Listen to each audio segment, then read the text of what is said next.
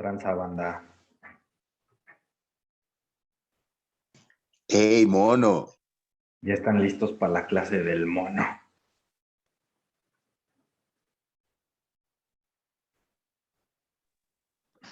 Listos para la clase de catequesis ortodoxa. Exacto. Te falta Dios, Rey. Hola, buenos días. Hola, Liz.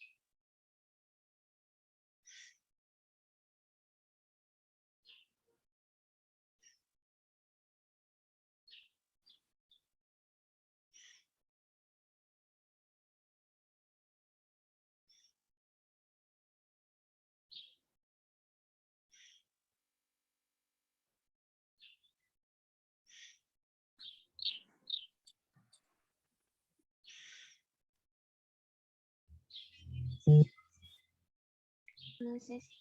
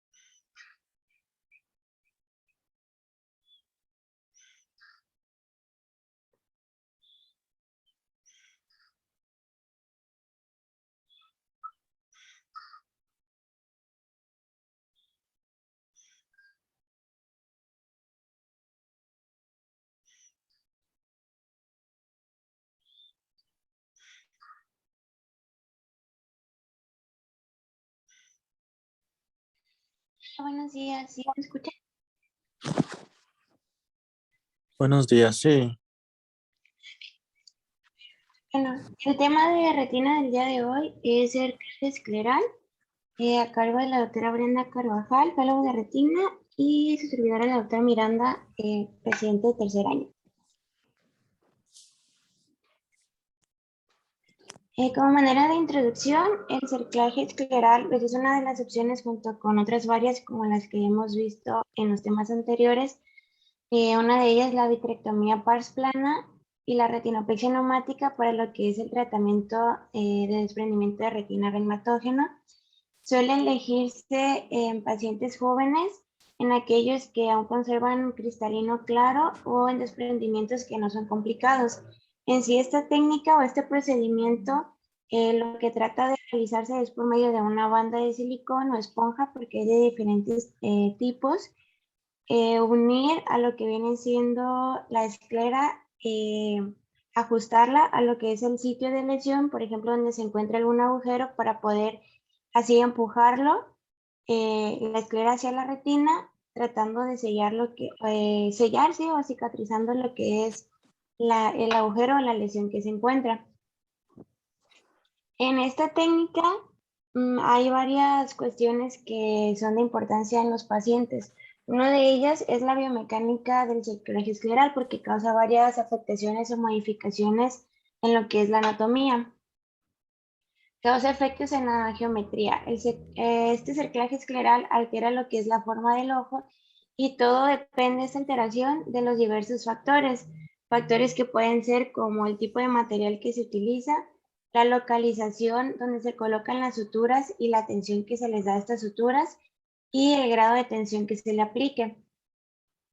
Estos cambios que se efectúan en la geometría del ojo traen efectos importantes en los pacientes. Se inducen varios tipos de cambios. Entre los principales son los errores refractivos, los cambios en el volumen del ojo y la rigidez propia de lo que es el ojo. El ojo se toma una forma elíptica en lo que es la sección sagital y horizontal. Como vemos aquí en las imágenes, se forma más como de forma elíptica, tanto en las dos formas como sagital y también en la horizontal. En los tres errores refractivos más comunes que se pueden observar, uno es el astigmatismo, que esto es más común cuando los implantes son de tipo radiales, causados por cambios en la curvatura de la córnea. Otro es el equivalente esférico, que esto es más común cuando el implante ocasiona lo que es miopía, que vamos a ver ahorita en qué casos ocurre eso. Y lo que pasa es que esto está inducido por cambios en la longitud axial, la profundidad de la cámara anterior, incluso por la posición en la que se encuentra el cristalino.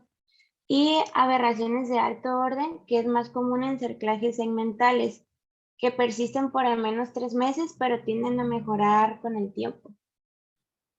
Y otro concepto importante también es lo que le llamamos cordón escleral versus la longitud del arco escleral, que esas son condiciones que se deben de tomar en cuenta al momento de realizar este procedimiento. En lo que es el cordón escleral, se refiere a una línea recta que se marca entre dos puntos del globo ocular, como vemos aquí. Esta parte de aquí sería lo que es el cordón escleral. Y el arco escleral es la distancia medida a lo largo de la superficie de la córnea, que sería de manera curva. La importancia en sí en esto es que, por ejemplo, lo que se mide al final con lo que viene siendo el caliper para tomar las medidas es el cordón escleral, que es la parte de la línea recta y no la parte de la línea curva. Y en los tipos de cerclaje hay diversos tipos, que puede ser el radial, el de segmento o el circunferencial. El que se utiliza en la clínica es el circunferencial y los circunferenciales es el que tenemos aquí, el que es de 240, como dice en este empaque, del de tipo de 240 y las medidas, pues como ven aquí, 2.5 por 2.6, que son las medidas aquí de longitud que tenemos de anchura. Y esos son los diferentes tipos, como les mencionaba, que puede ser radial, circunferencial, puede ser radial pero tipo de esponja y puede ser de silicona. Esto más que si, por ejemplo, el radial, que está aquí, y el segmental, son más pequeños y en sí se utilizan como para de manera más precisa en el sitio donde se encuentra la lesión o se encuentra el agujero. Pero normalmente cuando se colocan estos tipos que son radiales o segmentales, se da como la aplicación también de lo que es la banda de manera circunferencial como para hacer un ajuste. O en la mayoría de los casos que solamente se coloca la banda circunferencial sin colocar ningún tipo radial o segmental. Y aquí vemos una tabla donde nos muestran los cambios en la longitud axial y el error refractivo según el tipo de banda que se coloque. Por ejemplo, normalmente el implante circunferencial, que es el que normalmente se coloca y que se coloca moderadamente ajustado, aquí el efecto que va a tener es que va a causar elongación al ecuador y esa elongación va a disminuir lo que es la circunferencia del globo ocular, como vemos en esta imagen, donde nos dan las medidas tomando una forma elíptica en sagital y horizontal y aumenta el diámetro anteroposterior. Aquí vemos que la longitud axial va a aumentar un 1.09 y este aumento en la longitud axial nos va a dar en sí un error refractivo que sería una miopización del paciente, hasta entre 1 o 2 dioptrías.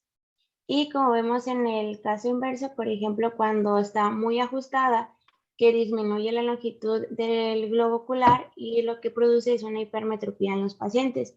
Pero, sin embargo, normalmente se produce una miopía, ya que se trata de que la banda no esté muy ajustada por las complicaciones que puede ocasionar, que vamos a ver posterior.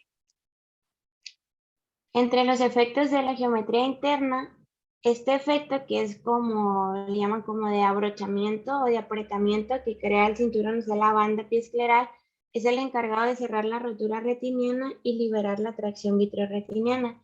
El objetivo de este cerclaje es cerrar los desgarros de la retina, indentando la pared del ojo y así evitar el paso del vítreo licuefacto que se encuentra en el espacio subretiniano.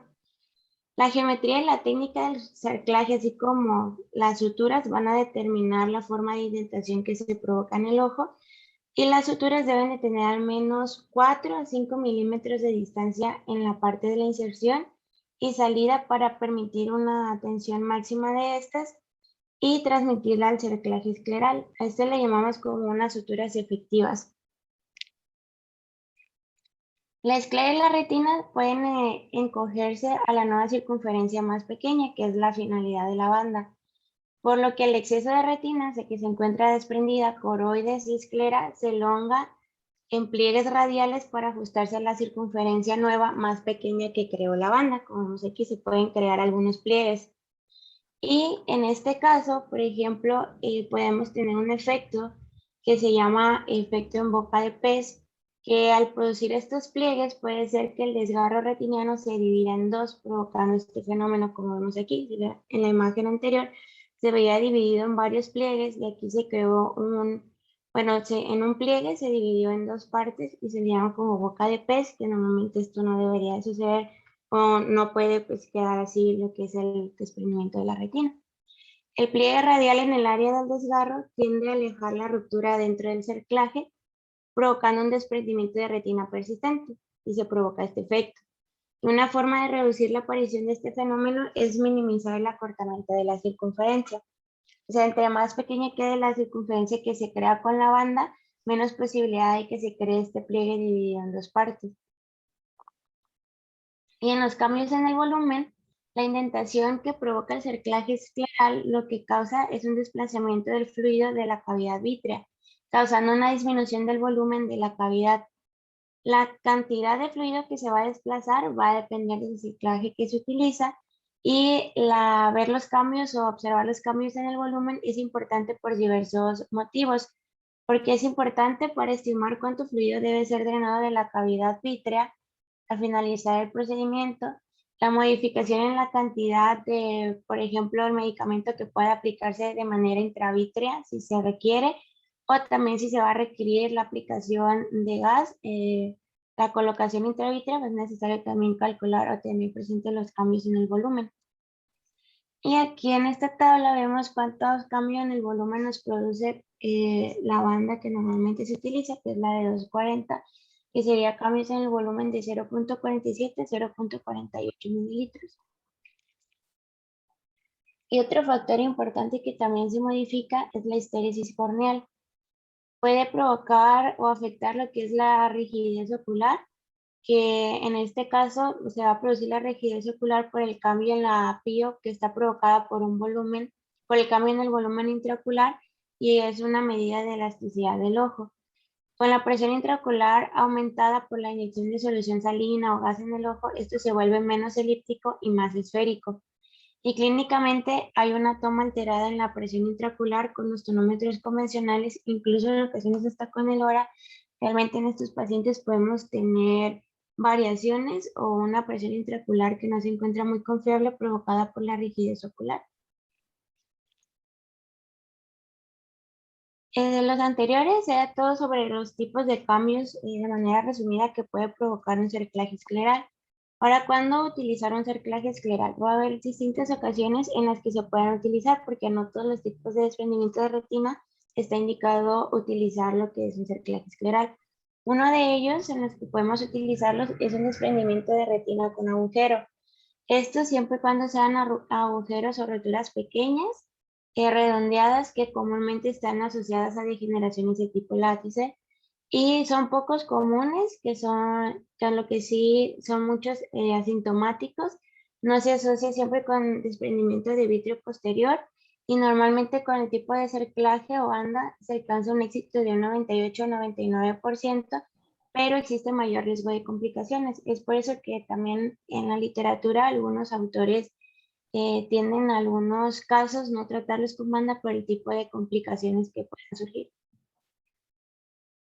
Otro caso es el desprendimiento de retina por diálisis retiniana, que son roturas por desinserción en la retina en la hora cerrada, que es más común que se encuentren en pacientes jóvenes que puedan ser ocasionados por traumas y en ese tiene un éxito entre un 96 a un 100% y hay menos probabilidad que haya proliferación vitreoretiniana.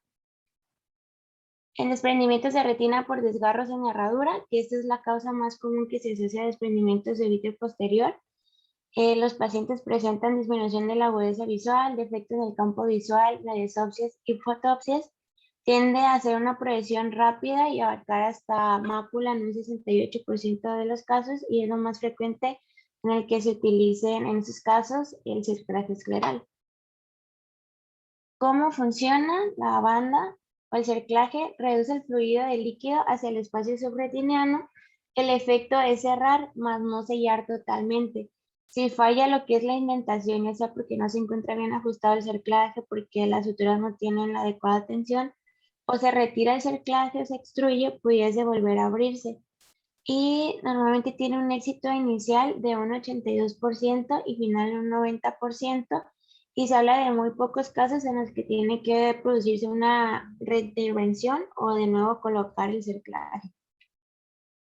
En la técnica quirúrgica hay varios tipos o maneras de realizarlo en sí, pero una de ellas, bueno, hay que tomar en cuenta en todas lo que es la anatomía que se está utilizando. Por ejemplo, iniciando de la parte más superficial, que es la conjuntiva, que normalmente va a estar, pues se adhiere al limbo, por lo que las incisiones deben realizarse detrás de ella. Quiere decir que para colocarlas, pues hay que hacer una peritomía de 360 grados para quitar toda conjuntiva e ingresar a lo que viene siendo esclera.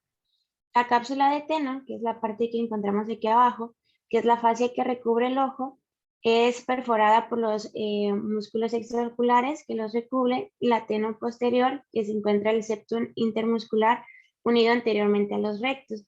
Quiere decir que toda esta parte vamos a dejarla libre, también la cápsula de Tenon, porque tenemos que disecar lo que son los músculos para de ahí tomar las riendas. Y la esclera, que es más delgada debajo de la inserción de los rectos y en Ecuador tiene 1 milímetro de espesor. Esto es importante porque al momento de suturar o al momento de hacer, por ejemplo, cintillas esclerales, que en algunos casos las utilizan, es importante tomar en cuenta lo que es el espesor porque una de las complicaciones puede ser perforar el globo ocular. En los músculos extraoculares, que es el sitio de la inserción de los rectos, que se va a encontrar en la hora serrata, el recto superior, que tiene una inserción del oblicuo superior que está temporal, y el recto inferior, que tiene una inserción del oblicuo inferior que está debajo del recto inferior. Conocer las localizaciones tanto de los músculos como de la vascularización coroidea también y de la inervación. Por ejemplo, aquí las que en la vascularización coroidea lo que se encontraría involucrado, que sería la arteria ciliares cortas, que indica el meridiano de los rectos, donde solo el recto lateral solo tiene una, que vienen siendo estas arterias que vemos aquí en este ojo, las arterias ciliares largas posteriores que vienen desde el ecuador anterior en las horas 3 y 9, que son las que vemos aquí, y las venas vorticosas que son próximas a los rectos verticales detrás del ecuador, y en este se tiene que tener cuidado al pasar lo que es el gancho por debajo de lo que son los músculos rectos, y también al momento de ajustar lo que es la banda, porque ese nos puede ocasionar isquemias. En la evaluación preparatoria del paciente, hay que siempre tener en cuenta si el paciente tiene compromiso macular o la mácula se encuentra libre. Si el desprendimiento de retina es no reumatógeno, o sea, si no se observa ninguna lesión, si hay desprendimiento vítreo, si el paciente tiene comorbilidades como glaucoma o cirugía de estrabismo, por lo que vimos anteriormente, que se van a manipular los músculos y que además pues vamos a afectar lo que es la esterisis corneal y la presión intraocular del paciente. El número y la localización de los agujeros o los desgarros que el paciente pudiera tener en la retina, y importante localizar la rotura o el retina en el paciente. En los pasos de la cirugía, vamos a iniciar haciendo una peritomía de 360 grados y vamos a tomar como referencia lo que son los músculos rectos.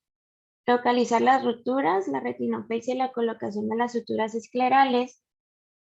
Por ejemplo, cuando ya hacemos la peritomía y se diseca lo que son los músculos rectos, por detrás de lo que es los músculos vamos a pasar las sedas que nos van a servir como riendas en los 4 músculos rectos para ahí manipular lo que viene siendo el ojo, el globo ocular. Podemos hacer un drenaje de fluido que puede realizarse para crear espacio para la indentación del ojo. Al momento de disecar lo que son los músculos, por ejemplo, como vemos aquí, normalmente se pasan unos ganchos con las sedas, de aquí se toma, y al disecarlo vamos a pasar por aquí, por los que son los músculos, por la parte inferior, lo que es la banda. Ahorita vamos a ver un video. Después de colocarla, se va a realizar un ajuste y vamos a colocar las suturas y colocar un punto de sujeción en cada cuadrante. O sea, en cada cuadrante vamos a colocar una sutura para lo que es fijar la banda.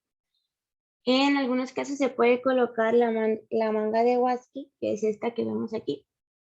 Es de silicona y por ella, o sea, se abre con lo que son las pinzas y pasamos los dos extremos de la banda, que es de este lado y de este lado, aquí, para que quede totalmente pues más fija o a tensión. Y o en algunos casos cuando no se coloca esta manga, pues colocamos un punto de sutura. Normalmente por 6 milímetros de acortamiento que se produzca en el cerclaje se va a producir 1 milímetro de indentación, o sea, por 6 milímetros de acortamiento o de apretar se va a producir 1 milímetro de indentación. Al momento de apretar esta banda, pues hay que asegurarse que la perfusión del nervio óptico siga siendo la adecuada y examinar al final lo que viene siendo la retina. Mm, mm.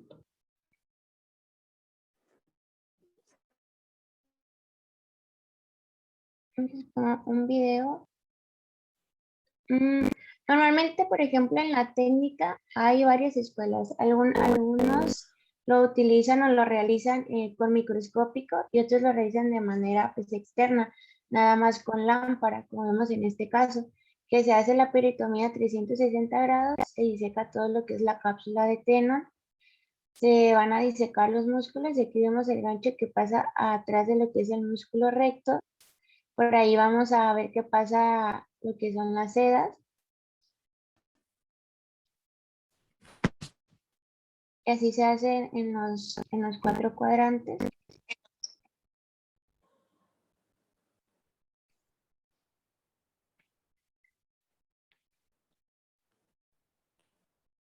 No se ve mi room. ¿No se ve el video? No. ¿Siguen viendo mi presentación? A ver. Sí, la presentación en la diapositiva que te quedaste.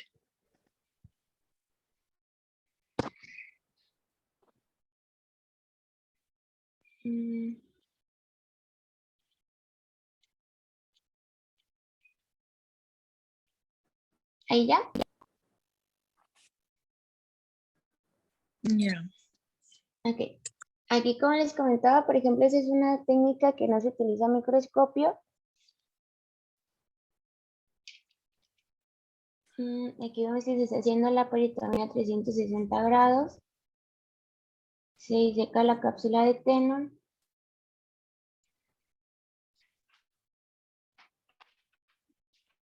Se pasa el gancho por la parte de atrás del músculo recto. Se va a pasar aquí la seda. Lo mismo se repite en los 4 cuadrantes.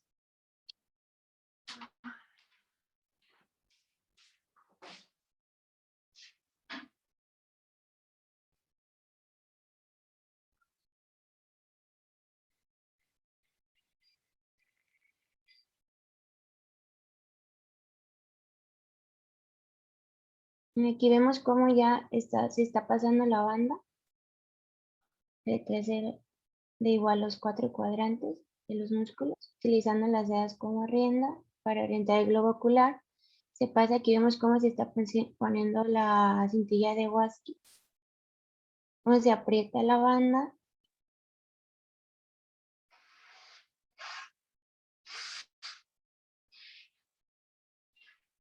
Se toma la medida normalmente de la orientación de cada extremo. Se hace una suma de cada medición del extremo. Normalmente se hace una medición de cada extremo y se hace una suma. Se aprieta lo que es la banda y de nuevo, después de apretarla, se hace una suma de los dos extremos, que esa suma va a ser restada a la primera y normalmente debe de quedar entre 12 y 13 milímetros del ajuste.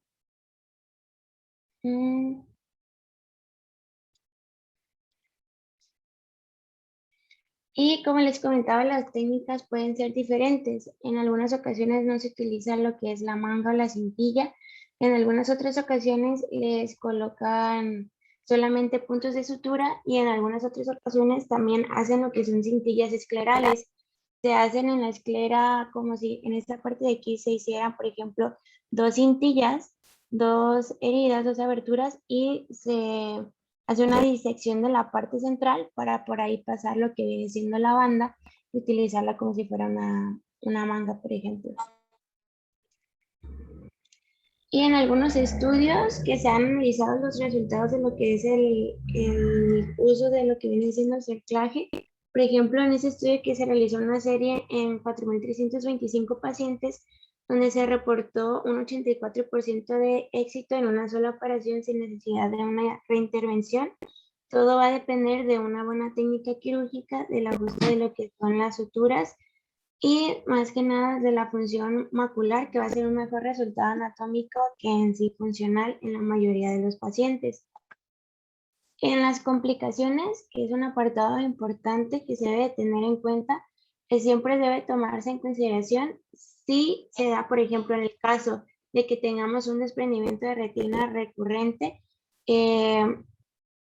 enfocarnos en si existe algún agujero abierto, si la indentación que está causando lo que es el cerclaje se encuentra en el lugar adecuado y si la indentación tiene la altura suficiente como para cerrar los agujeros que se encuentran presentes.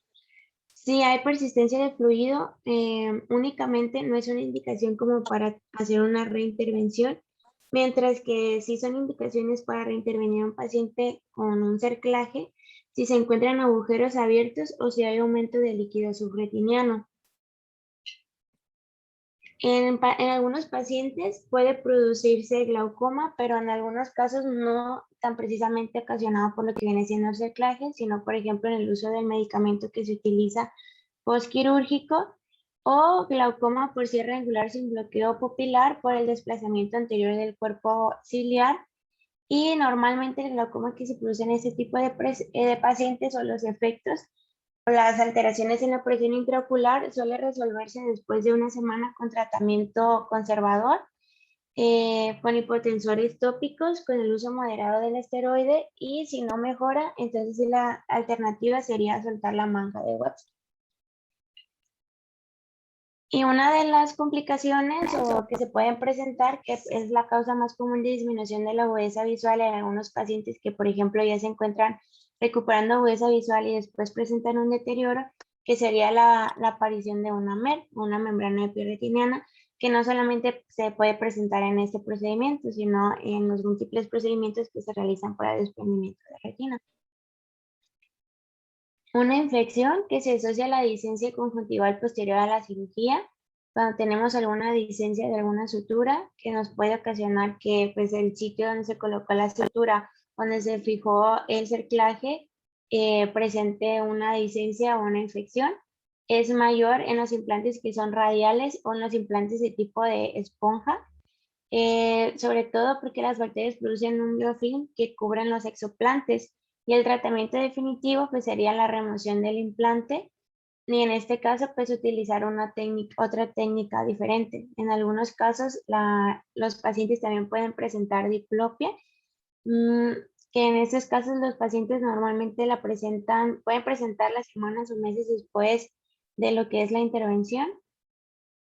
Y la migración de la banda, una migración anterior de bandas circunferenciales, de hecho que la banda migre pues nos habla de que no tuvo una fijación adecuada y puede provocar por la indentación que provoca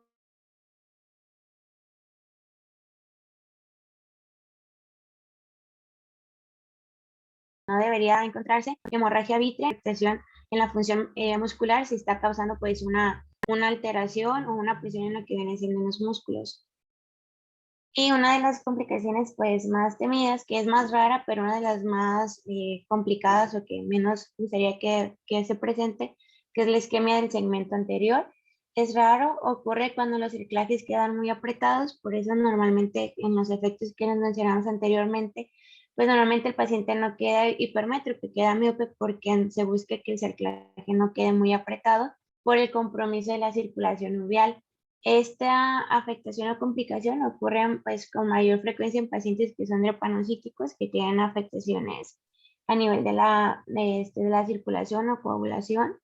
Y los pacientes pueden presentar edema corneal, dolor, flare, cámara anterior profunda, con una presión intraocular alta, que inicialmente inicialmente va a estar esta presión intraocular elevada y posteriormente puede ir disminuyendo. Aquí pues la alternativa es de igual manera la banda, pues quitarle presión o pues que no esté tan ajustada. Y uno de los estudios que normalmente pues está como que mayor controversia o se habla es el estudio que se realizó en 2007, ya tiene bastante tiempo, pero es uno de los estudios principales que nos habla sobre la comparación entre utilizar lo que es el cerclaje escleral y una vitrectomía pars plana en lo que es un desprendimiento de retina. Este estudio es un ensayo clínico prospectivo que se utilizó para comparar estos dos procedimientos que son los más utilizados en la mayoría de los casos, en casos que tienen una complejidad media, o sea que los casos presentaban rupturas entre 1 a 2 horas, que podían presentar múltiples rupturas o un desprendimiento buloso superior con una extensión central de las rupturas o una atracción vitrea que estaba marcada. Los resultados en la agudeza visual mejor corregida hasta 12 meses, se pudo evidenciar que tenía mejor beneficio lo que es el cerclaje siempre y cuando los ojos fueran fáquicos. Y la tasa de que hubiera una proliferación vitreoretiniana y el éxito anatómico primario, por ejemplo, que tuviera una adhesión adecuada a la retina, era mejor en una vitrectomía vía pars plana en ojos afáquicos o pseudofáquicos. Entonces, por ejemplo, como vemos en este cuadro, de igual manera aquí nos muestra un mejor resultado en los pacientes que son fáquicos en comparación con la vitrectomía pars plana, que los mejores resultados se obtienen en un, por ejemplo, en un 72% en una primera intervención, sin necesidad de que se haga una segunda intervención o tenga un redesprendimiento del paciente en pacientes que ya son pseudofáquicos. Y más que nada este estudio nos muestra pues en sí cómo desde, bueno, al inicio que una de las indicaciones era que los pacientes tuvieran cristalino claro para poder realizar pues lo que es el cerclaje escleral. Y una revisión de Cochrane en 2019 que de igual manera comparaba lo que era la reparación del desprendimiento de retina regnatógeno en, tanto en vitrectomía biers plana como en cerclaje escleral, que aquí nos manifestaban que había poca o ninguna diferencia entre estos dos procedimientos al alcanzar pues lo que viene siendo la adhesión retiniana 3 meses después de la cirugía. No había una diferencia de éxito anatómico final entre los dos procedimientos y tampoco en lo que viene siendo la agudeza visual mejor corregida. Había así menor redesprendimiento en el grupo de vitrectomía y menor formación o progresión de catarata con cerclaje, pero mayor desprendimiento de tipo coroideo. En sí, el cerclaje, en los dos tipos de intervenciones puede haber las complicaciones que se mencionaron anteriormente, la mayoría, pero tiene un mayor grado de complejidad o de complicaciones lo que viene siendo el cerclaje escleral. Y cuando utilizar, por ejemplo, vitrectomía y cerclaje, que hay que considerarlo cuando hay fallo en la cirugía primaria por agujeros adicionales o por proliferación vitreoretiniana, cuando los desgarros estén debajo de la hora o meridiano 4 y 8, cuando se demostró beneficio en pacientes pseudofáquicos y afáquicos y no hay, o sea, mucha evidencia de que se diga que está estrictamente estipulado como que algunas indicaciones para que se utilicen los dos tipos, más que nada queda como a criterio del médico dependiendo pues del tipo de desprendimiento de retina que se presente y en el meridiano que se encuentre. Y esa es un OCT que se realizó. Vemos aquí, por ejemplo, en la primera imagen, la tomografía de un desprendimiento de retina de una duración del tercer día. Y vemos la segunda imagen, después de una intervención, 6 semanas, después de que se colocó un cerclaje escleral, vemos cómo pues toma la anatomía, se recupera y como vemos que está adherida siempre y cuando pues en algunas ocasiones, en la mayoría, sí podemos continuar con lo que es el retiniano, que veíamos anteriormente que pues esa no es una consideración para realizar una reintervención, sino en el caso de que se presentara, por ejemplo, de nuevo un agujero macular, perdón, un agujero en la retina y pues que el líquido realmente fuera muy significativo. Y esto es todo de la presentación. Si hay algún comentario o alguna aportación sobre todo en la técnica al momento de realizarla.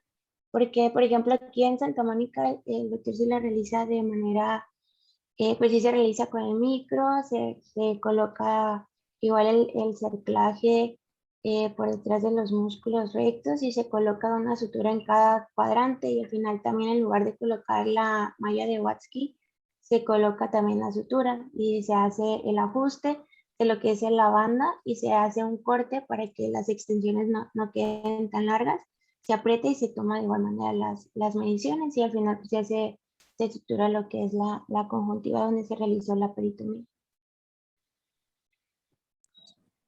Ok, Mirro. Muchas felicidades. Yo creo que muy completa tu clase en cuanto a la técnica quirúrgica.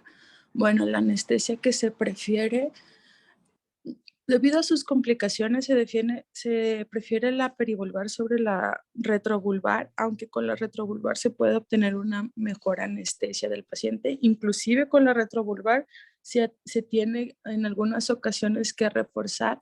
A veces la reforzamos con un poquito de anestesia subtenon o paravulvar, ¿no? Entonces comenzamos con la peritomía 360 grados, se va a desplazar la tenon hacia atrás en toda la periferia para liberar los músculos rectos. Se van a, como bien dijiste, agarrar los 4 músculos rectos. Hay que tener cuidado con el superior y el inferior porque están los oblicuos. Entonces la forma más segura de agarrarlos con el gancho es irnos hacia la hora serrata. O sea, desplazar el gancho pegadito a la esclera hacia la hora serrata y jalarlo para tratar de traérnoslo completo. Me han contado que a veces los partimos a la mitad. Sobre todo en cuanto al oblicuo superior, lo ideal es agarrar el recto superior en la parte nasal y justamente de 3 a 5 milímetros vamos a encontrar el oblicuo, le sacamos la vuelta, nos vamos hacia atrás y ya jalamos el músculo, ¿no? Entonces, cuando tenemos el músculo, vamos a utilizar otro ganchito que ya va a traer la seda. La seda, preferimos la seda negra, de 2 ceros, que es la que nos sirve mejor para realizar la tracción de los músculos.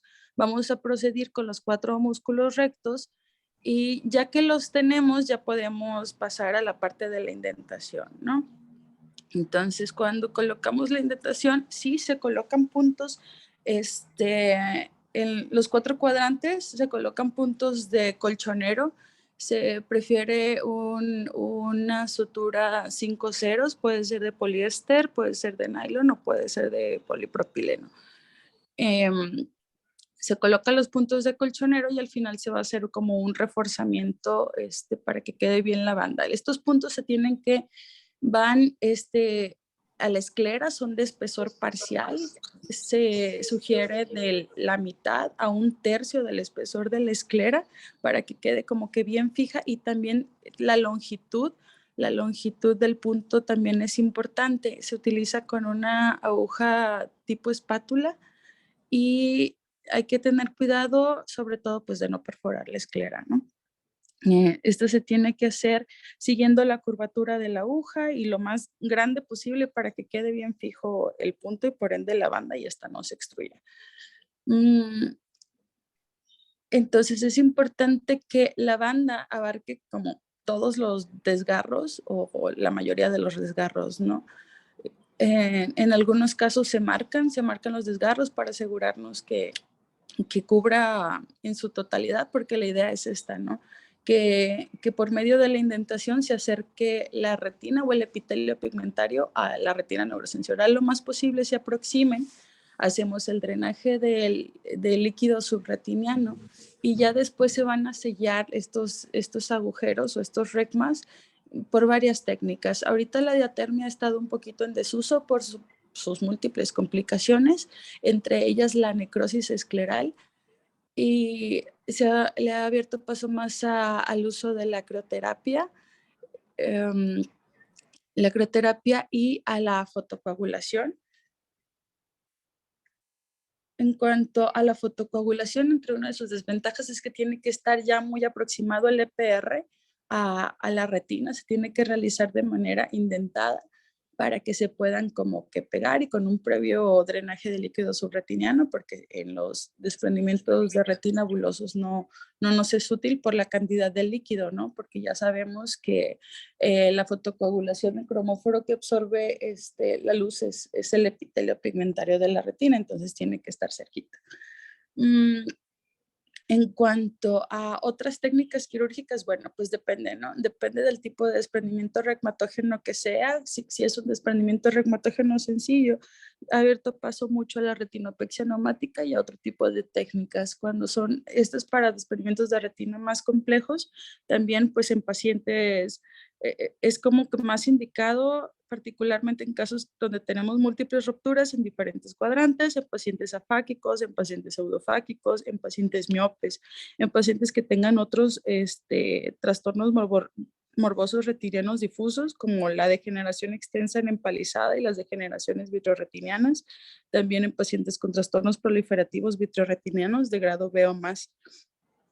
Entonces, bueno, de tipo de exoplantes, pues hay varios tipos. El que más utilizamos pues es el de silicona. El doctor trató de hacerlos trató de cambiarlos, pero creo que no tuvo mucho éxito. Entonces nos seguimos apegando a la técnica convencional que él ya utilizaba. Y pues se ha visto que en comparación con otras técnicas, la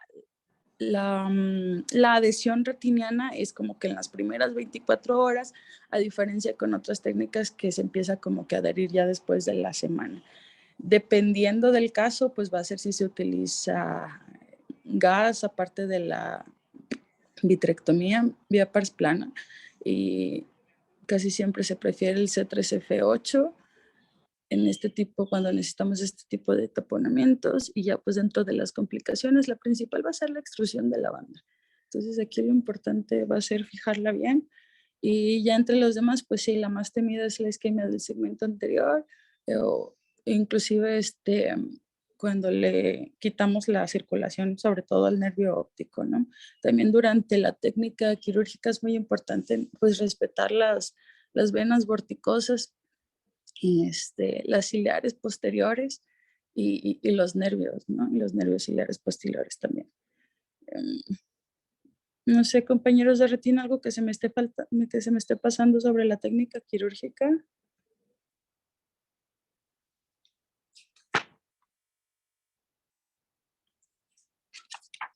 ¿Alguien?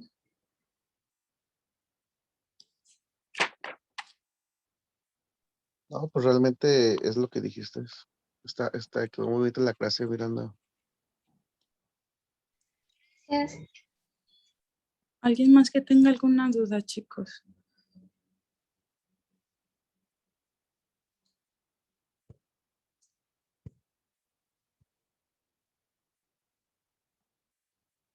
¿No?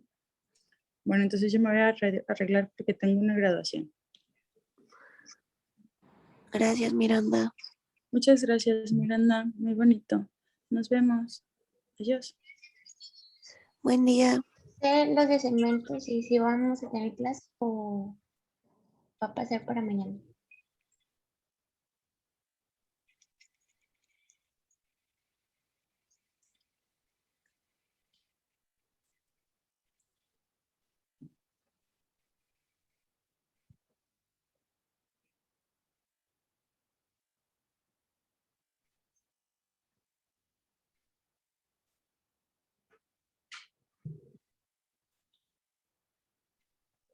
Pues no sé, yo como me digan, ¿seguimos o mañana?